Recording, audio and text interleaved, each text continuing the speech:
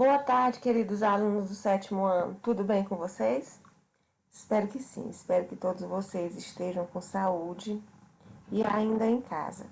Ainda não é hora da gente descuidar, né, da saúde e ainda andar por aí, batendo perna, né? Como a gente chama? Não se arrisquem, a gente ainda está em plena pandemia, por mais que as pessoas achem que esse período já passou, mas ainda não passou, certo? Isso é uma falsa impressão que a gente tem e ainda não é a hora de a gente correr riscos. Então, a melhor maneira da gente conservar a nossa saúde e a saúde daqueles que estão pertinho de nós é permanecer ainda em casa. E se, porventura, a gente precisar sair, que a gente não esqueça de usar máscara. Sendo que daqui a pouco, pessoal, nós vamos estar juntos novamente, mas para isso a gente tem que cuidar das nossas ações do presente, para que no nosso futuro nós estejamos juntos novamente com segurança, tá bom? Pessoal, na aula passada, né, eu passei para vocês fazer uma atividade da página 105 até a página 109, para a gente corrigir hoje. Mas antes da gente iniciar a nossa correção, certo? Eu vou mostrar para vocês um novo tipo de texto que a gente tem. A gente estudou o poema, né? O poema, o verso e a estrofe. Logo depois nós estudamos o poema, as rimas, né? E hoje nós vamos estudar um novo tipo de poema, que é o poema visual. O poema quer dizer aquele tipo de texto, né?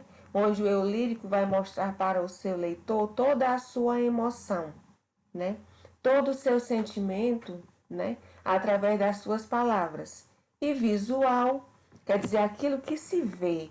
Então, o poema visual é o tipo de texto, tipo de poema, né? Que a gente vê, lê, né? Mas também ele é associado a imagens, né? Onde o poema sendo associado com imagens, ele vai transmitir para o leitor mais emoções, né? Porque o leitor vai, além de estar lendo o poema, ele vai associar também as palavras às gravuras que estão sendo mostradas naquele poema. Então, hoje nós vamos estudar o poema no espaço. O poema no espaço, certo? O que é o poema no espaço? A poesia concreta, que a gente chama também o poema no espaço, ela é também chamada de poema objeto. E esteve voltada para a exploração dos aspectos gráficos, onde o escritor pretendia preencher o espaço em branco oferecido pelo papel, mediante uma íntima relação entre a palavra, a sonoridade e a imagem. A gente já viu algo desse poema, né? Lá na disciplina de redação. Vocês até produziram um poema, né? Sobre um tema que eu deixei livre para vocês. Mas esse era um poema visual. Esse poema no espaço é exatamente a mesma coisa. É um poema que ele é associado à linguagem verbal com a linguagem não verbal. Então, aqui no livro de literatura, pessoal, ele só coloca um outro nome, ele coloca o poema no espaço. Lá no livro de redação, nós vimos esse tipo de texto como poema visual. Por esse motivo, a poesia concreta é visual, vanguardista e não formal, sendo, portanto, destituída de estrutura poética de metrificação e versificação. O que é isso, então, pessoal? O poema no espaço, sendo que ele associa a linguagem verbal com a linguagem não verbal, ele não vai ter a estrutura poética dos textos em geral. A estrutura poética dos textos que a gente tem o verso, a gente tem a estrofe, a gente tem as rimas, a gente tem a sonoridade, a gente tem a metrificação que eu expliquei para vocês, né? Que é exatamente a quantidade de sílabas poéticas, que é diferente das sílabas gramaticais, e a versificação, que são os versos do poema que formam a estrofe. Então, o poema visual, ele não vai ter nada disso, certo? Ele vai associar uma imagem com palavras onde aquelas palavras vão traduzir exatamente o que está sendo mostrado no visual, na imagem, certo? Esse tipo de estrutura poética foi explorado no movimento moderno e até o dia de hoje é utilizado por diversos escritores e músicos contemporâneos. Por exemplo, o Arnaldo Antunes, que é um dos principais autores do poema visual no Brasil, certo?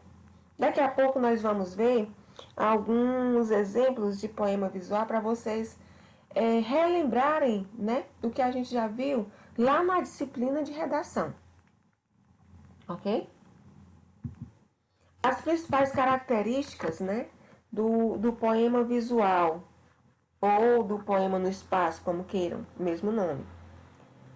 As principais características da poesia concreta, que a gente chama também, é o uso da linguagem verbal e da linguagem não verbal, ou seja, há uma associação entre um tipo de linguagem e outro. Enquanto que lá no poema normal que a gente viu nas duas primeiras unidades, a gente vai utilizar o poema através de uma linguagem verbal, onde eu vou verbalizar, onde o eu lírico vai verbalizar os seus sentimentos e as suas emoções através das palavras, certo? Mas aqui, no poema no espaço, o eu lírico, além das palavras, ele vai associar também imagens a essas palavras, certo? Por isso que ele é chamado também de poesia concreta, porque eu vou demonstrar, ou seja, o eu lírico vai demonstrar o seu pensamento através de figuras concretas, de objetos concretos. Experimentalismo poético, ou seja, eu vou colocar todo o meu sentimento poético dentro daquela obra. Uma poesia visual, aquilo que eu vou associar, que eu venho falando desde o início, que eu vou associar a linguagem não verbal com a linguagem verbal. Efeitos gráficos, sonoros e semânticos. Esses efeitos gráficos quer dizer que eu vou associar, né?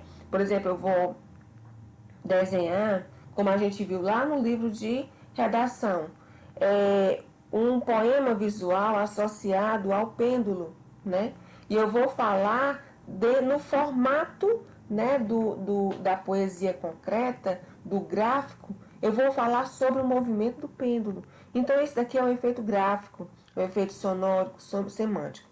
Aspectos geométricos, é justamente isso. Todas essas características, pessoal, que a gente está vendo aqui, remete, né, à associação da imagem verbal com a imagem não verbal. E, principalmente, a supressão do verso e da estrofe. O que é essa supressão? No poema visual, na poesia concreta ou no poema no espaço, como queiram, como a gente queira chamar, certo? Não vão existir versos e estrofes. Por quê? Porque através do visual, dos objetos que estão sendo mostrados pelo eu lírico, né, é que eu vou fazer a minha poesia. O eu lírico vai demonstrar todo o sentimento que esteja relacionado àquele objeto, ok? Por isso que não existe verso e não existe estrofe.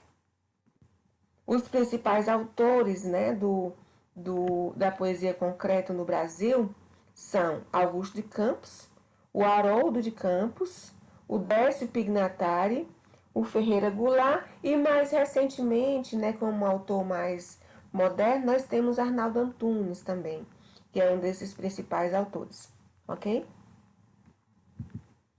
Eu trouxe para vocês aqui algum exemplo, né, de poesia concreta, de poema no espaço ou poema visual. Eu estou colocando esses três nomes porque são os três nomes que são utilizados para um mesmo tipo de poesia, certo? Então, quando eu coloco aqui, olha, o mundo roda, roda, roda, o tempo passa, as coisas mudam e saem do lugar, vejo circuitos, retângulos, quadrados, cilindros. Parece que tudo não passa de um absurdo e eu faço parte dessa circunferência. Então percebam que o eu lírico ele procurou retratar através de uma espiral, né, tudo como se fosse o que passa, o que roda, né? Então, obedecendo a esse conceito, né, de circunferência, ele faz o seu poema relacionado a ele mesmo. E no segundo exemplo que eu trouxe para vocês, o amor é como o batimento cardíaco. Nas horas finais, torna-se mais forte. O amor é como um batimento cardíaco. Nas horas finais, torna-se mais forte. O amor é como um batimento cardíaco.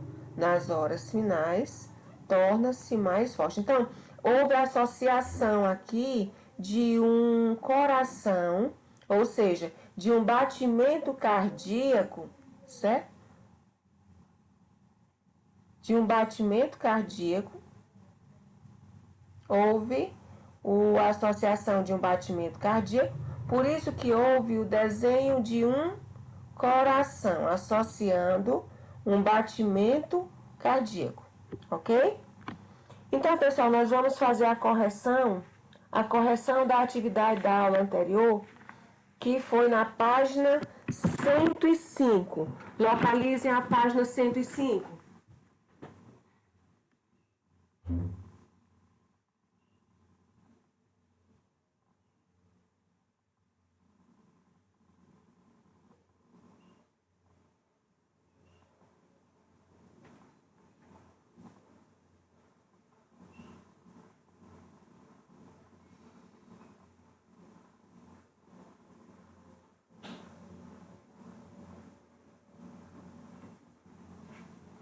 Então, pessoal, na página 105, nós temos uma atividade que eu passei para vocês fazerem para a gente corrigir hoje, certo? Então, vamos lá. Página 105 do livro de literatura. Oitava questão. Observe que há nos dois textos elementos em comum. A. Identifique no texto 2 trechos que lembram o texto 1. Identifique no texto 2, onde aqui a gente viu, pessoal, no texto 1, meus 8 anos, né? E no texto 2, ai que saudades. Então, letra A. Identifique no texto 2 trechos que lembram o texto 1. Identifiquem o texto 2 que lembra o texto 1. Então, os trechos, ai que saudades que eu tenho, que os anos não trazem mais, que amor, que sonho, que flores, debaixo dos laranjais, a referência a laranjais, em Apesar dos Laranjais, o título, ai que saudades. Então, são todos esses trechos, né, que lembram do trecho 2, que lembram o texto 1. Letra B. Qual dos textos cita o outro? Qual dos textos eu vou ter como base o outro? O texto 2. O texto 2. O texto 2. Nona questão. Compare o modo como o eu lírico é a pessoa que fala no poema de cada texto se refere à infância. A. Para o eu lírico do texto 1, como foi a infância? Do texto 1. Quando ele diz assim, olha, ó que saudade que eu tenho da aurora da minha vida, da minha infância querida, que os anos não trazem mais. Que amor, que flores, que sonhos naquelas tardes fagueiras, à sombra das laranjeiras debaixo dos laranjais. Como são belos os dias do despontar da existência. Respira a alma inocência como perfumes a flor. O mar é lago sereno, o céu um manto azulado, o mundo um sonho dourado, a vida um hino de amor. Que auroras, que sol, que vida, que noites de melodia, naquela doce alegria, naquele ingênuo folgar. Então, A. Para o eu lírico do texto 1, como foi a sua infância? Foi feliz, né, gente? A gente pode perceber pelos versos das estrofes, das 3 estrofes, que a infância do eu lírico foi feliz. Já no texto 2, ele diz assim, olha, ai que saudades que eu tenho da aurora da minha vida, da minha infância querida, que os anos não trazem mais. Me sentia rejeitada, tão feia, desajeitada, tão frágil, tola, impotente, apesar dos laranjais. Ai, que saudades que eu tenho da aurora da minha vida. Não gostava da comida, mas tinha que comer mais. Espinafre, beterraba, e era fígado e era fava, e tudo que eu não gostava em porções industriais. Como são tristes os dias da criança escravizada. Todos mandam na coitada, ela não manda, a mãe desmanda. O irmão mais velho comanda, todos entram na ciranda, e ela sempre dizia amém. Vê se penteia o cabelo, menina se mostradeira, menina novidadeira, está se rindo demais. Que amor, que sonhos, que flores, naquelas tardes fagueiras, à sombra das bananeiras, debaixo dos laranjais. Então, na letra B. E para o eu lírico do texto 2, como foi a infância dele? Foi triste, né, gente? Letra C. Na sua opinião, a visão sobre a infância apresentada nos dois textos é realista ou idealizada? Olhe, no texto 1, ela é idealizada, ou seja, o eu lírico idealizou um período da vida dele. E no texto 2, ela é muito realista, onde ela fala de quê? Não gostava de comida, mas tinha que comer mais, por exemplo. Então, ela é muito realista. Então, como você observou nos textos 1 e 2, um diálogo entre si da mesma forma que as pinturas de Renaud, Maurício de Souza e Washington Manguetas, a utilizar versos como ai que saudades que eu tenho da aurora da minha vida, à sombra das bananeiras e debaixo dos laranjais. O poema de Ruth Rocha cita o poema de Cassimiro de Abreu e mantém com ele uma relação intertextual. A intertextualidade é uma relação que dois textos mantêm entre si, de modo que um cita o outro. Então, pessoal, o que é a intertextualidade? É quando eu vou ter um texto e eu vou fazer um outro texto que vai citar o primeiro texto, ou seja, que vai ter como base, né, o primeiro texto. Esse fenômeno é chamado de intertextualidade. Então, a intertextualidade é uma relação que dois textos mantêm entre si, de modo que um cita o outro. Agora vamos comparar esses textos. Lá na página 105, quadrilha, né? João amava Teresa, que amava Raimundo, que amava Maria, que amava Joaquim, que amava Lili, que não amava ninguém. João foi para os Estados Unidos, Teresa para o convento. Raimundo morreu de desastre, Maria ficou para a tia, Joaquim suicidou-se, Lili casou-se com J. Pinto Fernandes, que não tinha entrado na história. Agora percebam, pessoal, esse outro texto, né? Esse primeiro texto é um texto de Carlos Drummond de Andrade, certo? E o segundo texto, nós vamos ver que aqui é uma página de um diário, 5 de maio. Então, quando ele diz assim, honesto diário, você não imagina o que eu descobri. O Nando gosta da Irene, que gosta da Ana Lúcia, que gosta do Gui, que gosta da Lelê, que gosta do Yuri, que gosta da Marisca, que gosta do Renato, que não gosta de ninguém. Sinceramente, você acha que eu sou muito fofoqueira? Veja eu. Então, esse texto aqui é como se a gente chamasse esse texto, pessoal, de intertextual, né? Ele faz uma referência ao texto que a gente viu aqui do Carlos Drummond de Andrade, que é a quadrilha. Então, esse fenômeno, pessoal, é um fenômeno que acontece muito hoje, né?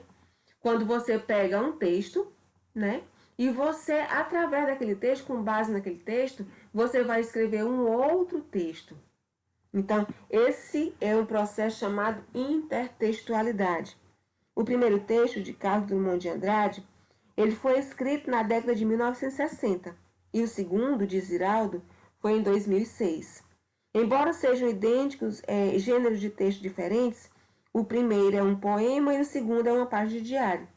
As semelhanças entre eles são evidentes, pois tratam do mesmo assunto e têm construções parecidas. Portanto, o segundo texto cita o primeiro e mantém com ele uma relação intertextual. Contudo, observe que o segundo texto apresenta uma visão diferente da que mostra o primeiro. O Drummond, que é lá no primeiro texto, né, quando ele fala da quadrilha,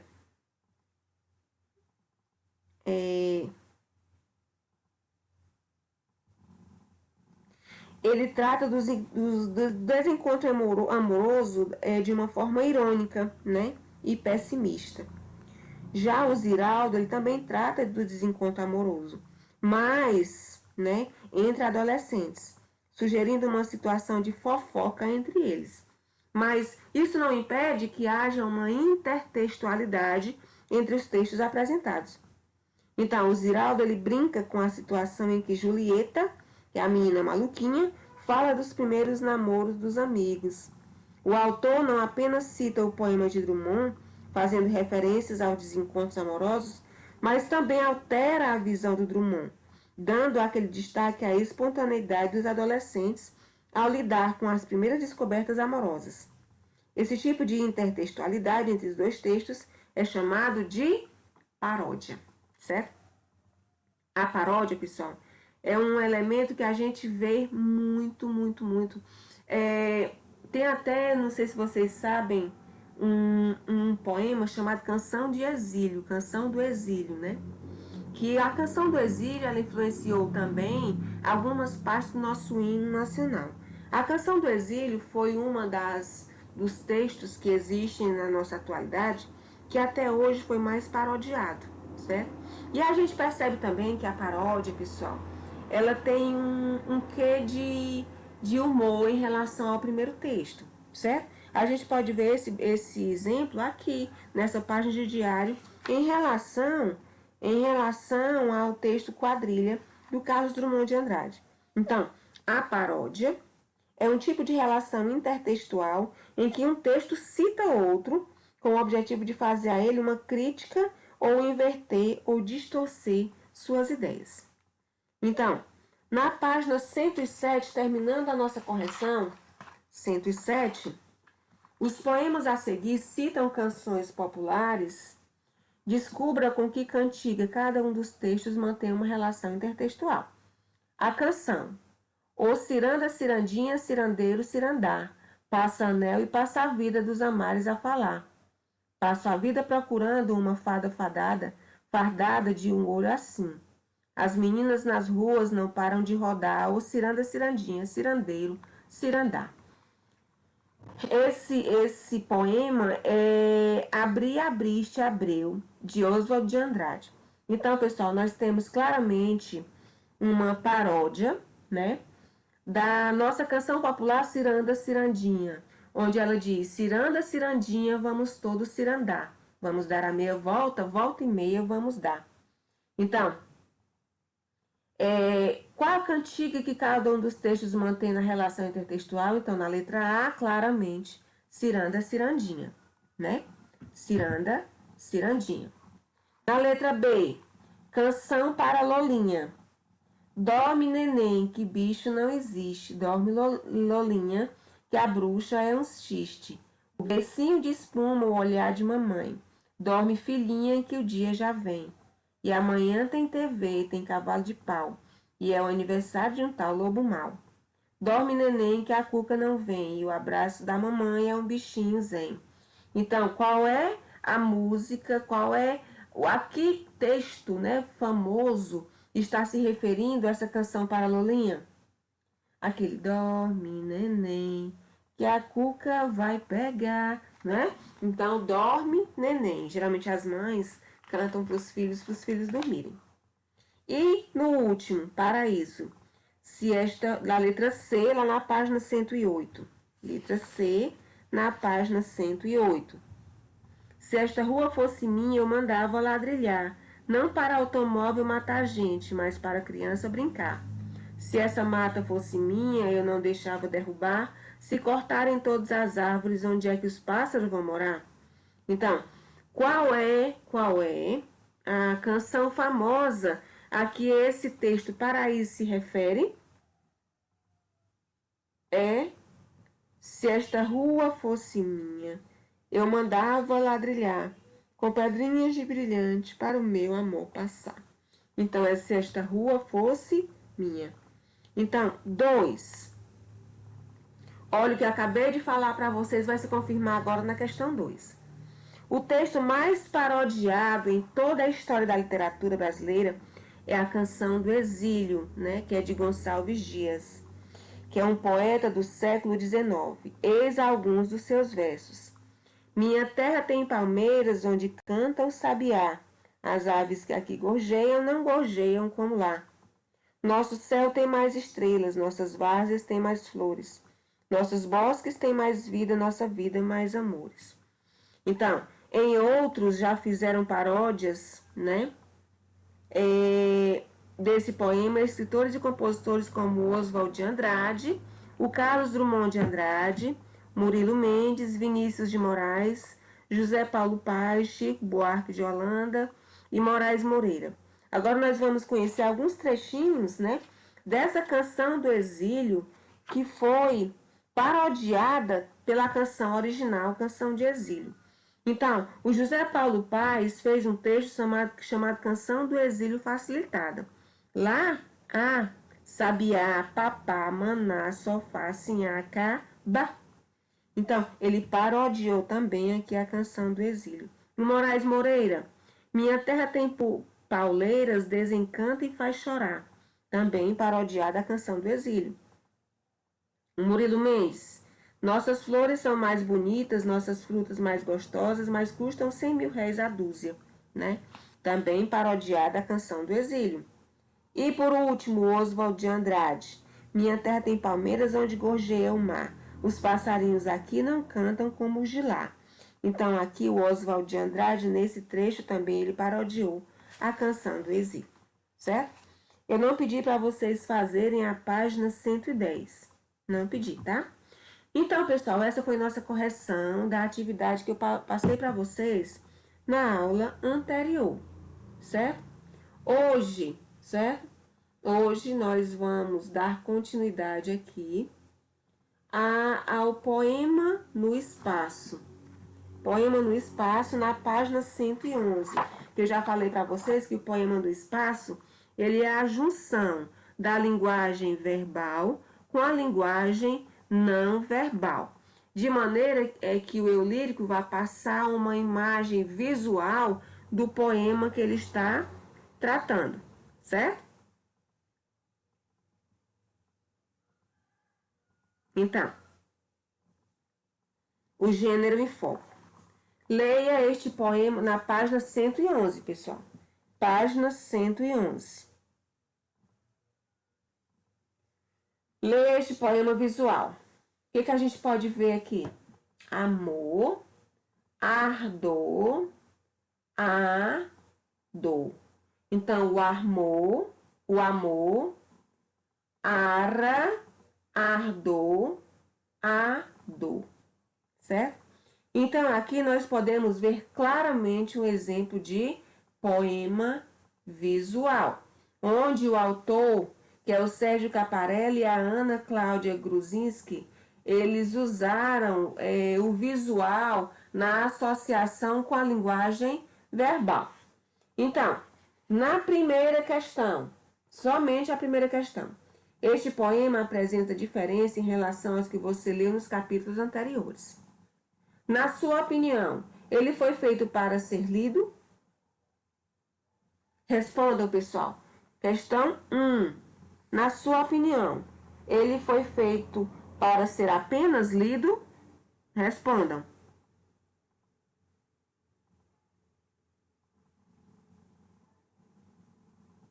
Respondam.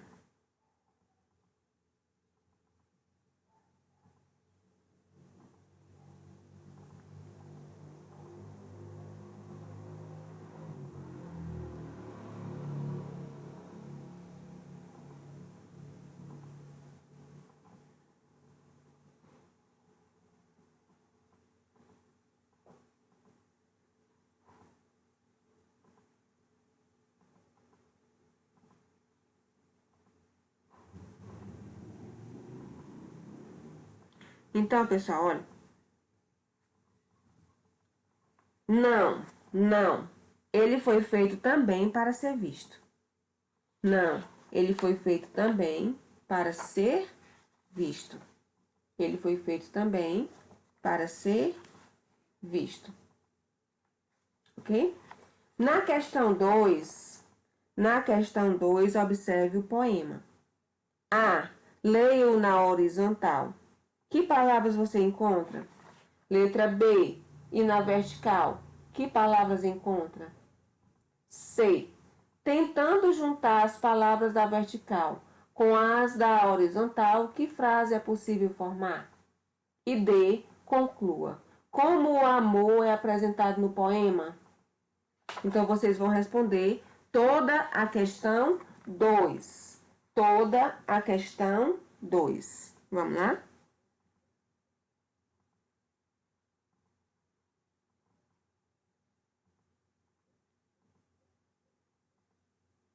Toda a questão 2.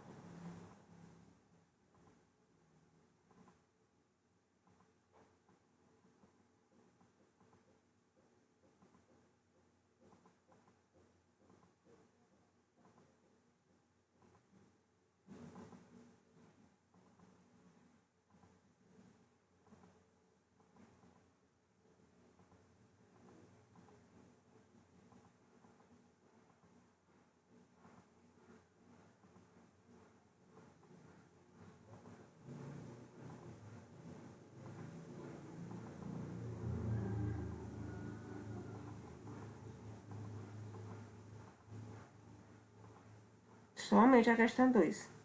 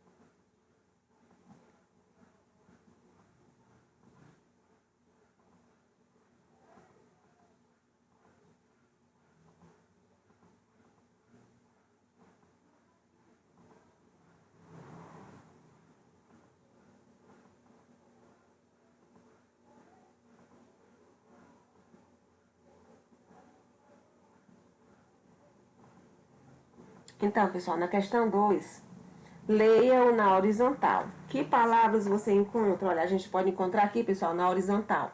Amor, ardor, amor, ardor, a e dor.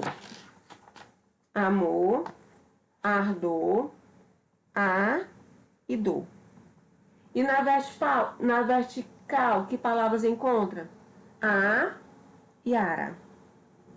A e ara. C. Tentando juntar as palavras da vertical com as da horizontal, que frase é possível formar? Sugestão: amor arador. Então, pessoal, olha, arar aqui nesse sentido quer dizer sucar a terra para o cultivo, ou seja, socar a terra para o cultivo, né? D. Conclua. Como o amor é apresentado no poema? Como paixão, que é o ardor, e como fonte da dor. Como paixão,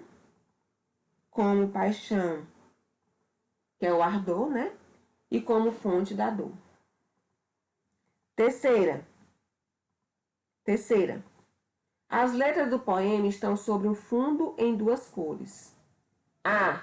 A que esse fundo se assemelha? B. Que novo sentido esse dado traz para a leitura do poema? Respondam a letra A e a letra B. Letra A e letra B.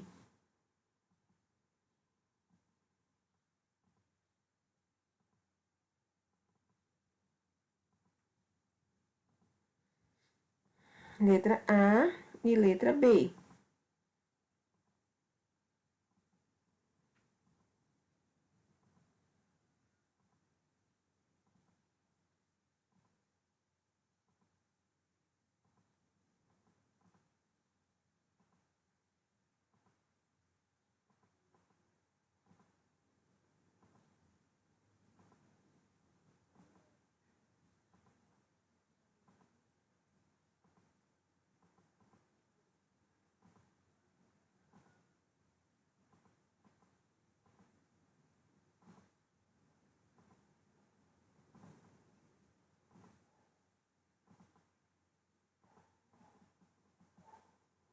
Letra A e letra B.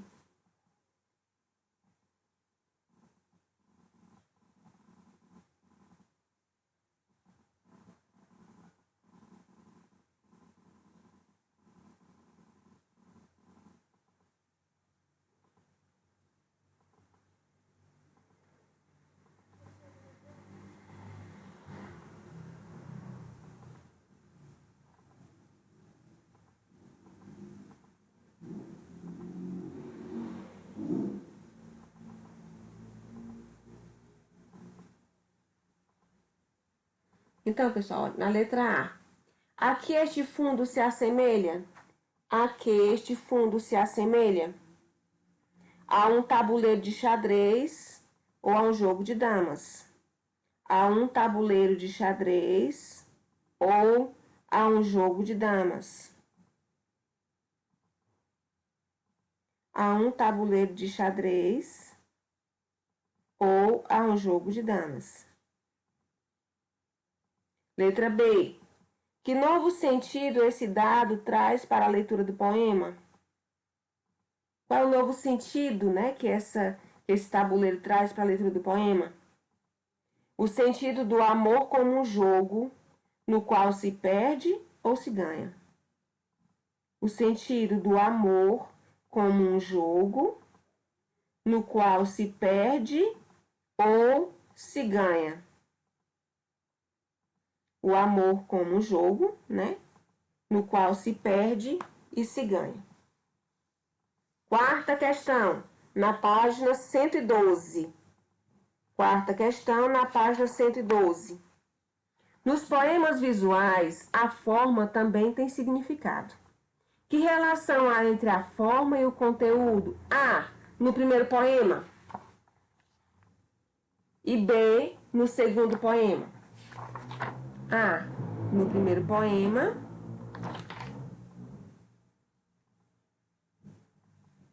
E no segundo poema.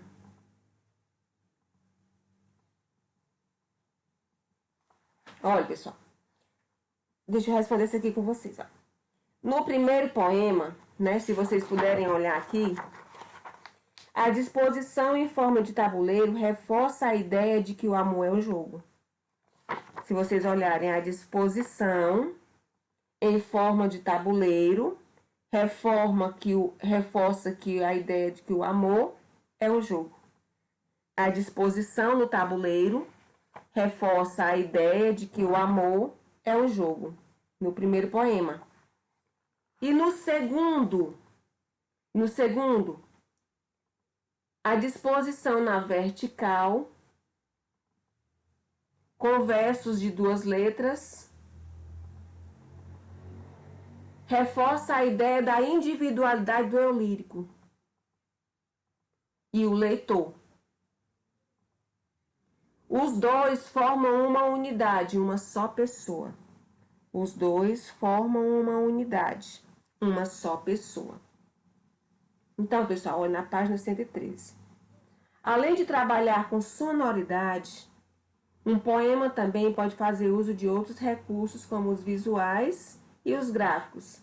Isso quer dizer que o poeta pode organizar seus versos de maneira incomum, dispondo-os de modo que mostrem, por exemplo, o formato de alguma coisa, ou explorem as letras e o significado de palavra, como nesses poemas que você acabou de ler. Muitos poemas não se destinam apenas a serem lidos, mas também a serem vistos, como a gente viu aqui.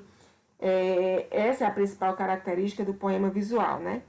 além de dele ter a finalidade de que o leitor leia, mas também que veja o que está sendo mostrado na imagem, né? Como uma fotografia, um desenho em cartaz. Por meio do trabalho com as letras, com as palavras e seus significados, eles procuram transmitir, além de emoções e sentimentos, impressões relacionadas à cor, à forma, ao movimento e etc.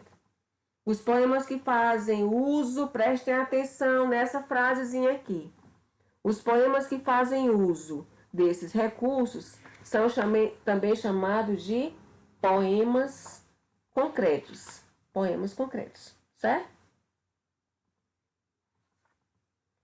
Narrativa concreta. Também a narrativa pode ser concreta.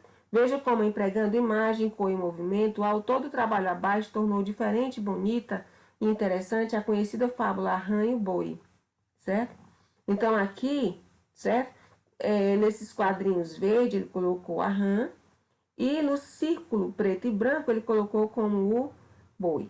Percebam, né, que ele procurou mostrar de uma maneira mais geométrica, né, todo o pensamento dele nessas imagens. Lá aqui na página 114, pessoal, 114, vocês não vão fazer essa atividade. Eu só quero mostrar para vocês esses poeminhas cinéticos que a gente está vendo aqui nessas imagens, só para vocês terem realmente um exemplo, né, do poema visual. Quando ele diz, era na página 114. Era um homem bem vestido, foi beber no botequim. Bebeu muito, bebeu tanto, que saiu de lá assim. Assim o quê? Torto, né? As casas passavam em volta numa procissão sem fim, as coisas todas rodando. Assim, assim, assim, assim, assim, assim, assim, assim, assim, assim, assim, assim. Ou seja, ele saiu tonto no formato de uma espiral, né? Apertados no balanço, Margarida e Serafim se beijam com tanto ardor que acabam ficando assim. Olha o assim como é que tá? O moço entra apressado para ver a namorada e é da seguinte forma: escada a sobe, que ele sobe a escada. Mas lá em cima está o pai da pequena que ele adora, e por isso pela escada, assim ele vai embora, ou seja, virando de ponta pro ar, né? Ponta cabeça, né? Esse poema, pessoal, é Os 30 Anos de Mim Mesmo, certo? Que é do Milor Fernandes. Lá na página 115, nós temos alguns poemas também concretos. Digito, o grito, hiato é infinito. A poesia concreta e a tecnologia. Como eu falei para vocês, olha, o Arnaldo Antunes, não sei se vocês conhecem, é um famoso cantor brasileiro, é um dos principais autores no Brasil da poesia concreta. A poesia concreta surgiu na década de 1950, ganhou repercussão na década de 1960 e na década de 1990. Passou a contar como importante aliado os computadores pessoais que possibilitam a exploração de recursos como voz, música e movimento. O poeta Arnaldo Antunes, por exemplo, faz uso do cruzamento entre som, movimento e imagem para a construção do sentido do poema, como se pode ver no endereço YouTube. Se vocês quiserem acessar isso aqui, é muito interessante. Tem os vídeos lá do Arnaldo Antunes mostrando essa poesia concreta. Lá no terceiro, Arnaldo Antunes, como é que chama o nome disso? O através, atravessa, a trave, atrás de A, L, G, O, né? Lá, vai e vem, e vem e vai. Logo abaixo aqui, o Arnaldo Antunes colocou 2 ou mais corpos no mesmo espaço. RRRRO. Então, tudo isso, pessoal, faz parte da poesia concreta, onde o autor vai passar todo o seu sentimento, né? Para o seu leitor através da poesia concreta. E, finalmente, aqui na página 117, nós temos poemas desse painel como fonte de inspiração ou simplesmente por prazer. Então, o poema é Quero. Quero que todos os dias do ano, todos os dias da vida, de meia em meia hora, de 5 em 5 minutos, me digas eu te amo.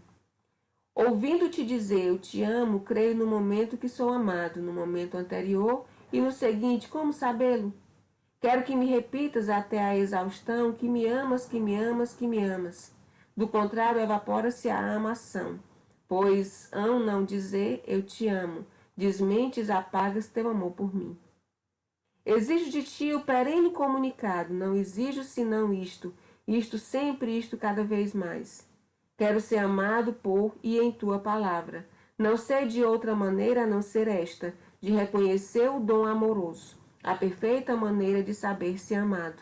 Amor na raiz da palavra e na sua emissão, amor saltando da língua nacional, amor feito som, vibração espacial. No momento em que não me dizes eu te amo, inexoravelmente sei que deixaste de amar-me, que nunca me amaste antes.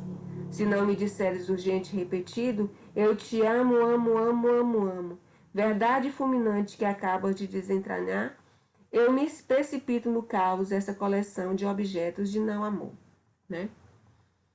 Então, nós temos um outro poema também, Máquinas, né, que ele é de Rosiana Murray, Paisagens. Agora todos falam a língua das máquinas, a TV faz de conta que o mundo é dela, é sempre igual, é o que cabe dentro da tela. Timidamente eu discordo, penso que o mundo é um acorde imenso de imensas geografias e diferenças. Nenhum homem é igual a outro homem, e só por esse mistério a vida já vale a pena, certo? Então, nós vimos na aula de hoje, pessoal, o que é a poesia visual, né? Só repetindo o que a gente vem repetindo desde o início da nossa aula. A poesia visual é a união do concreto, né, com as palavras, ou seja, a união da linguagem verbal com a linguagem não verbal, que é utilizada pelo eu lírico de maneira a provocar mais emoções no leitor, visto que o leitor, além de fazer a leitura do texto, do poema, né, ele vai também visualizar a que aquele poema se refere, certo? Então, pessoal, a nossa aula de hoje foi só...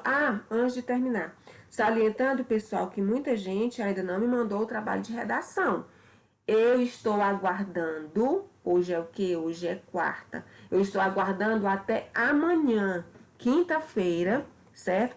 Que é onde vai ser a nossa aula de redação. Já vai fazer 15 dias que eu passei essa atividade para nota para vocês, certo? Portanto, pessoal, tenham mais compromisso. Eu já entrei em contato com alguns, com os pais de alguns, e mesmo assim algumas pessoas ainda não me mandaram essas atividades, é para nota, tá bom? Então, pessoal, nossa aula de hoje foi só. Fiquem com Deus, que Deus proteja cada um de nós e nossas famílias. Tchau, tchau.